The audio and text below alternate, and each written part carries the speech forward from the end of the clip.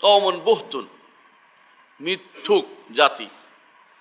কওমুন বুহতুন আমার কথা না, আব্দুল্লাহ ইবনে সালাম রাদিয়াল্লাহু আনহু তিনি বলেছিলেন যে ইহুদরা হচ্ছে কওমুন বুহতুন, মিথ্যাবাদী জাতি।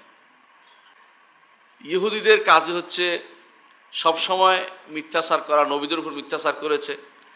এমনকি তারা বলেছে ইন্না কাতালাল মাসিহ ইবনা মারইয়ামা, তারা বলছে তারা ঈসা মাসিহকে তারা হত্যাও করেছে, এটাও তারা বলেছে। আল্লাহ বলছেন ওমা কাতালু ওমা সালাবু ওয়ালাকিন শুব্বিহা লাহুম, তারা ঈসাকে হত্যাও করেনি, শুলও চড়ায়নি, বরং তাদের কি হয়েছে এখানে সন্দেহ দ্বন্দ্ব, তারা সন্দেহে লিপ্ত হয়েছে। ইহুদিরা সবসময় মিথ্যাবাদী, অনেক কিছু বলবে যেটা তারা কখনো তারা সেটা বাস্তবায়ন করে না, আবার বাস্তবায়ন করেছে আবার স্বীকারও করবে না।